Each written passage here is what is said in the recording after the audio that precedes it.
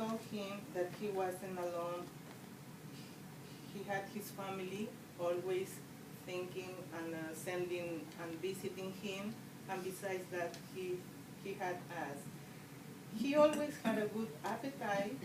He had a good sense of humor. All people were interested in him because he always was a good-looking man, not only from outside, it was from inside.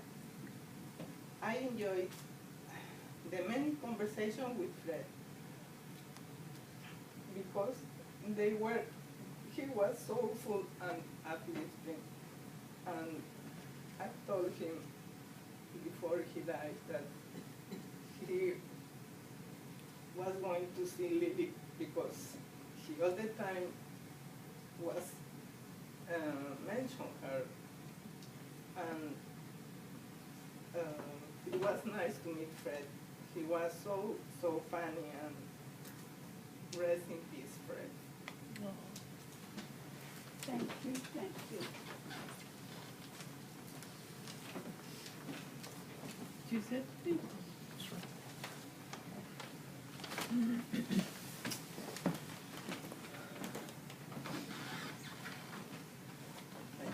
Thank you, Ram. Thank you, Fausto. Thank you, three. So there's a lot to say. But we don't have that much time. I think where I'd start is, you know, when you're a child, you only know what you know. And for me, I only knew what I was shown, you know, what my parents exposed me to. So I only knew Fred with Lily, my Noni, I would call her Noni, and I only knew my dad's father, Eddie, or Edward, with his new wife, which I would call Oma. So those were two sets of grandparents, but that was just my dad's side. And then I had my mom's grandparents as well. So Fred was always introduced to me as Fred. He wasn't grandpa, he wasn't grandfather, he wasn't Gramps, he was Fred. And I'm not sure what I knew what that meant as a child in terms of the context of, you know, why are we calling him Fred and not grandpa? But what I did know is that we would come out to New Jersey often from Detroit, Michigan, where I was born and grew up with my parents. And coming to the Steinlauf's home, Noni and Fred, as I would call them, was a delight. It was a warm place. It was filled with her artwork. It was smelling of aromas from the kitchen cooking. And I got to know a Fred who was quite a character. So let me share some of the things that I will miss in Fred Steinlauf. I will miss the deviousness I saw on his face when he thinks he was getting away with something from Lily, and almost kind of coaxing out of her to come over and kind of, you know, mind him. I will miss that they would speak sweetly to each other in German. That was their language. That was the language that they, as a couple, intimately shared with each other.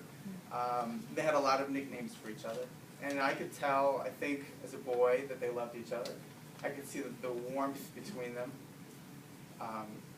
And that was something that, again, for a child who's 7, 8, 9, 10 years old, must have had some impact on me, right? Because kids are sponges. So there was some influence on that. I will miss the Fred who, in his own way, was very entertaining. And when he wanted to be entertaining, he would enjoy being entertaining. But when he was asked to be entertaining and didn't want to, he couldn't be bothered. So he would have this routine with my sister and I, who couldn't join us today. She's in Alabama. But he would, at the drop of a hat, just crack up just hilarious, belly-shaking laugh. It just out of nowhere, he would burst into this laughter. I don't know if he's ever done this for any of you.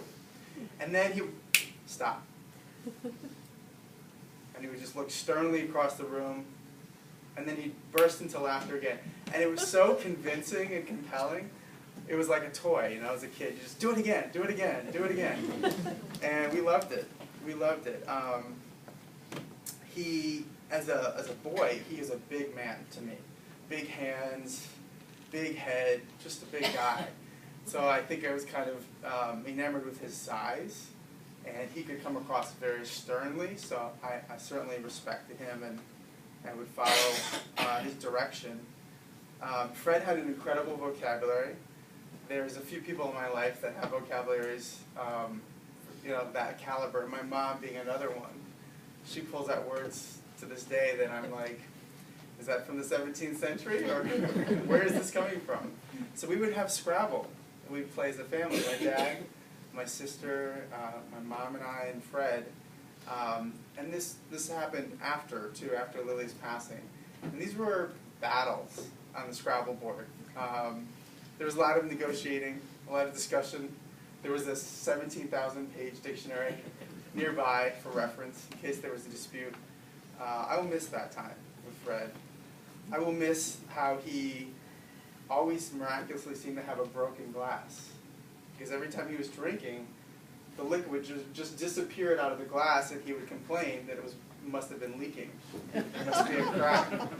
And he would just joyfully just down the glass, whether it was cappuccino or cognac or rum or some liqueur that Lily had poured him. He enjoyed food. I think we all know that. He enjoyed food. He enjoyed Lily's food.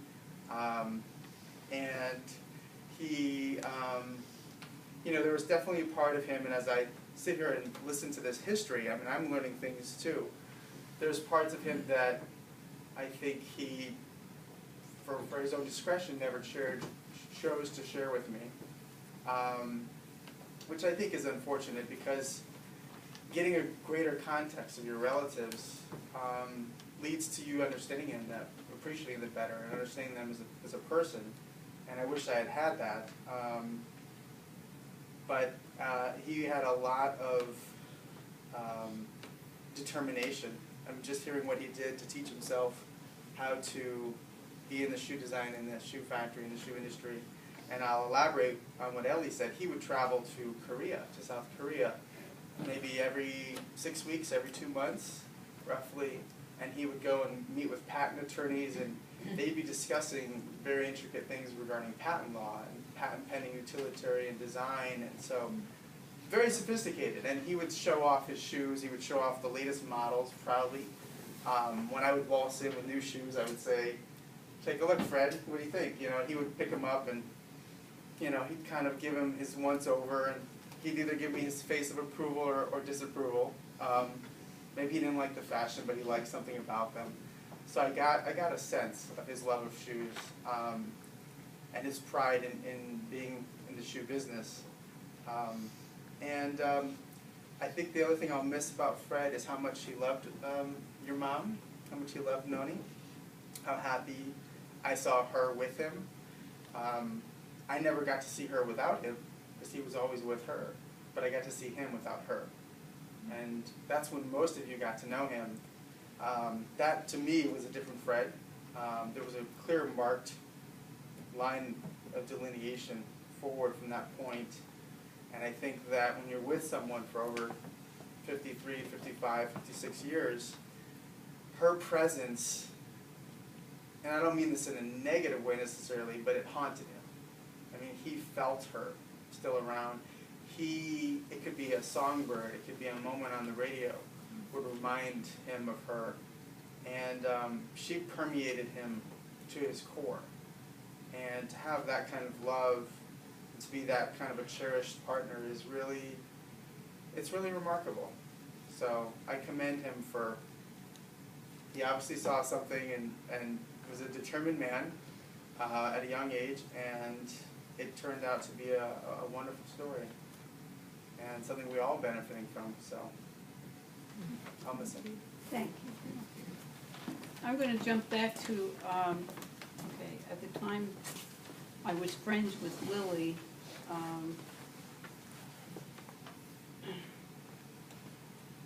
I spent a lot of time with her. When Fred was traveling the world, he'd be gone for weeks at a time.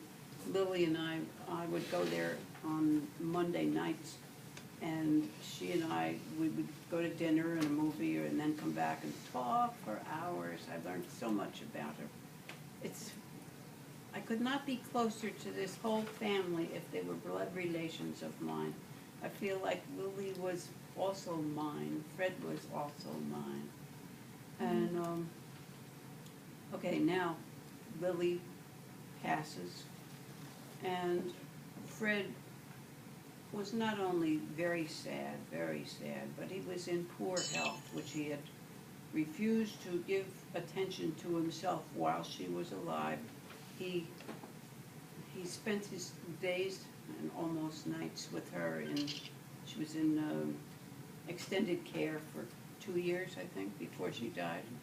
He was there from 8 to 8, and he needed medical care. I said, I can't go, I can't take the time, and didn't.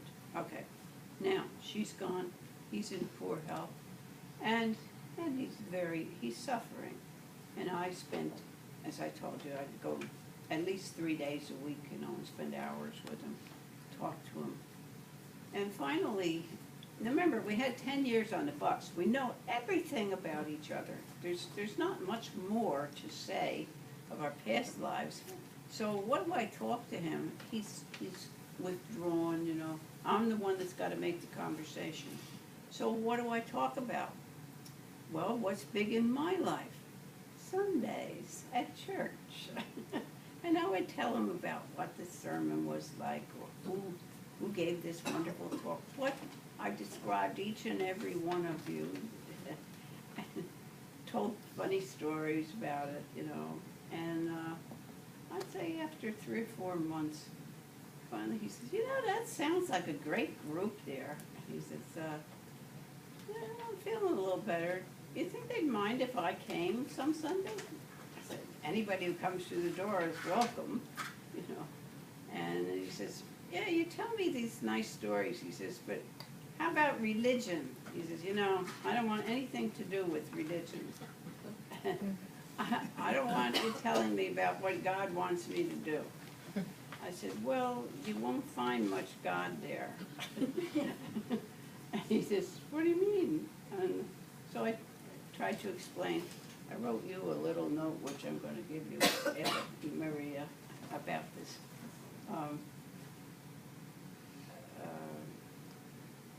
I said, he says, oh, you're all atheists? And at that time, I said, no, none of us wants to be called an atheist.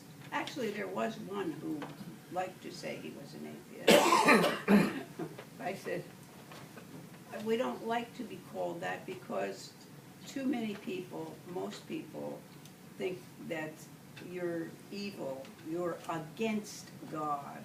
I said, we're not against God, we're simply without God, not necessary in our lives.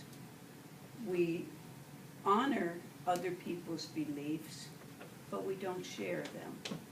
What we do share is, and I had to speak to him in his language that he would understand, is 2 things that I think I could speak for all of us, that there is no hell. There's no place called hell. We make it for ourselves here on earth. And what we do believe in is the goodness of every person, and our responsibility in finding that goodness in every other person, respecting it. And he says, sounds good to me. How about Sunday? Well, anyway, and the rest is history, except when, I guess it was Margaret who was so happy to hear that he had a singing voice. We had not Tunitarians, but we had a singing voice, a group where we sang mainly hymns out of our hymn book. They were Many wonderful. other songs too, Ellie. Yes. Shows You tell. tunes, folk tunes, a whole range of music we sang. And I was overjoyed because Fred had this fabulous voice and he could read music. And one particular song I remember, I asked him to sing Old Man River.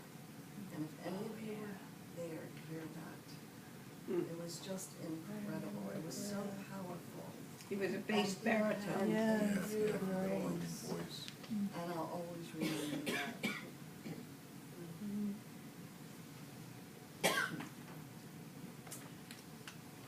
And, let's see, Can I invite folks up? Or you? Go ahead. or you, go ahead. There's If there's anybody who would like to speak about Fred, we're happy to have you do so. You know, it doesn't have to be all sunshine and laughter. We could also talk about Fred's driving. Better left unsaid.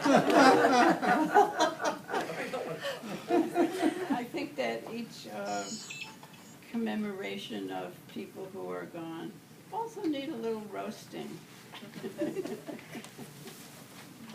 Well, I have something to say. My name's Kathy Vandergrift. I did not know Fred at all, and I'm relatively new to the church.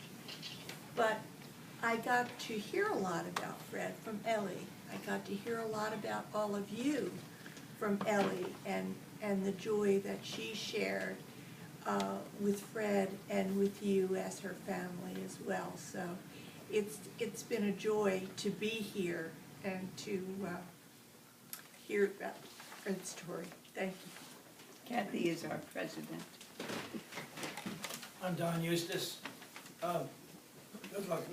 We could talk an hour, each of us, about Fred. But one thing I always remember, there was a couple of teenage girls here, and 14, 15. They loved Fred. They totally bonded with Fred.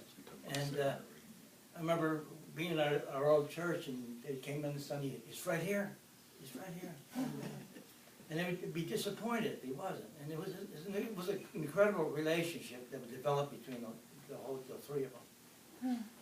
And little children too. He just look at them and smile and hold out his hands, and they'd come running. It was great.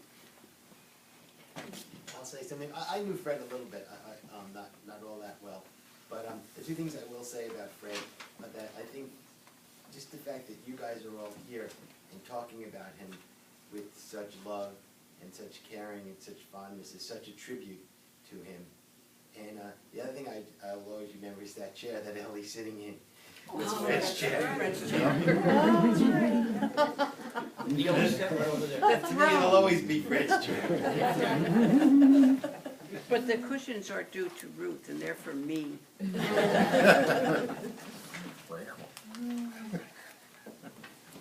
East Jawla, practically every Sunday I had lengthy conversations with him one way or the other, whether it was the politics, or the Germany, or the Second World War, etc., etc. He was always full of stories, but at the same time he asked me about all the stories about the British Empire. I said, anyhow, so we exchanged ideas many, many times. But in the last couple of years, I was surprised to find that his eating habits were unusual. I asked him what kind of food he liked. He said the only food he loves is the Indian food. I said, that's crazy. Where do you get the Indian food? He said he just goes to the supermarkets and just buy the frozen Indian dishes. So I said, why don't you learn to cook? He said, oh, I'm so lousy at cooking. So since his wife had already passed away, all he could do was go to the supermarket and buy the whatever was available. So, one way or the other, something new, new besides politics and music, which I don't know nothing about. Oh, that's not true at all. Yes. Singing was he was such a good sport because he really was a good singer, and his past was, he was a professional, and he thought of the singing time he had, and he had such deep feelings about it. He mentioned Marian Anderson had, I don't know whether she sponsored a contest or something that he was in, or she was there, and that was very important to him. He was so proud that Marian Anderson loved his singing. And I remember there was a deep loss, I think, to him, without him saying much. I could tell it was a deep loss when he had to give up that singing. It was a great disappointment and a loss for him. And when I mentioned my daughter was a congliera, I don't even know if I pronounce it right, the drums, mostly Latin music, and I would talk about that, and he would say, she must continue. She must not stop. She has to do it. And she has continued with her music, and she's very, very good. But the feeling that he had when he said, she must not stop, she must continue, she must keep doing it. And Fred also was so nice to me. I always felt he wanted me to be my best self. And he would send little signals to me, like if I had crumbs, she'd say,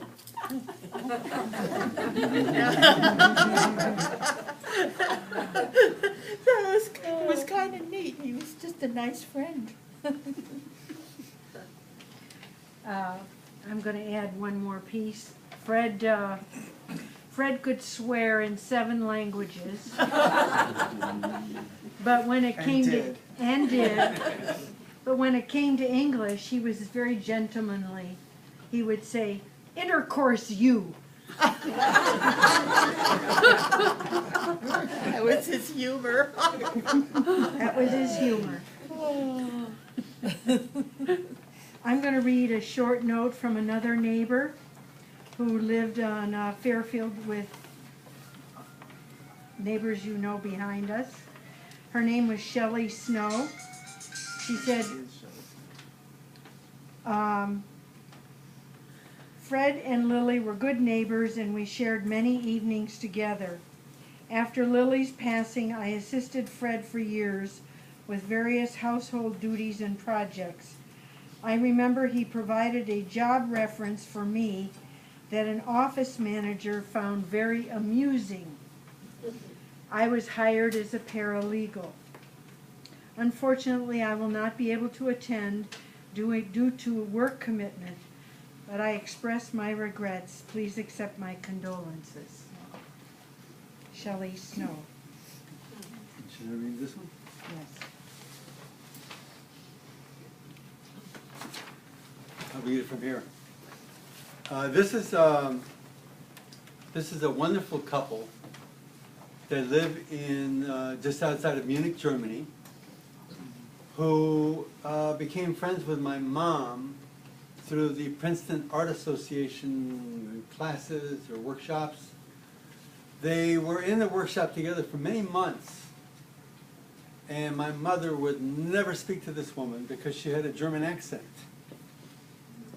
And somehow, and I don't know what the magic was that changed that, but they began to talk to each other and they became very, very fast, very close friends. Herta was her name, and her husband Helmut, and my mother and Fred, and they became very close friends together. And even Herta, I think before she got married to Helmut, sought Fred's blessing. And once she got his blessing, they went ahead and got married. So Wow. we let her know, we communicated with her in Germany, and she said she would write something to be read today, and I wanted to read it, what she sent. Dear Fred, I speak to you like I always did, far away from the USA in Germany, where we share the same heaven and hold the same stars in common. This time you're not on the other end of the line. You're not answering my questions anymore. You dear friend, you're at the other side from our way. I can't hear your characteristic voice anymore, warm charming, and always humorous. I can't drive from my friend's home in Princeton to visit you in East Windsor, nor share my thoughts with you in your orange Mexican-style living room. It makes no sense to send you a package of Swiss chocolate or German Lekuchen gingerbread. Dear Fred, I remember, you never complained even when you had big troubles. If a stone did fall in your life, you couldn't remove it, you covered it with flowers. You began your day with joy in your heart and high spirits. Your wonderful humor made me and other people happy. You did avoid getting angry and envy you did not know. I love to listen to your stories about life, yours and Lily's life, and your travels. I appreciate your advice. It was always helpful. I loved your cheerful personality. It always put me in a good mood. I won't forget, you were a lovely gentleman. You lived a dignified life. It is time to thank you for our long friendship. Almost 40 years ago, I met Lily at the Princeton Art School. We became close friends ever since.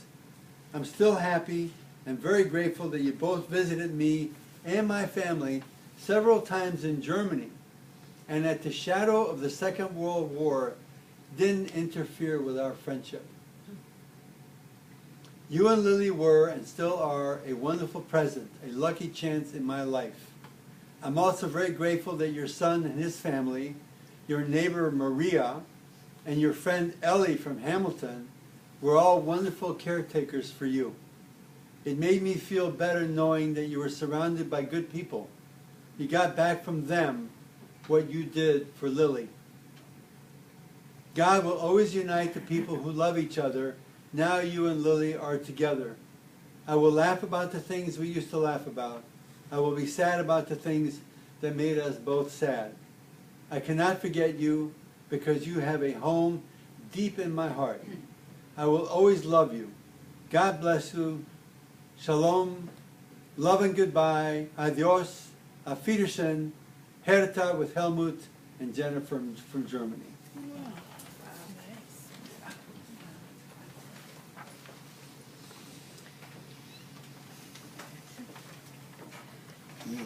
And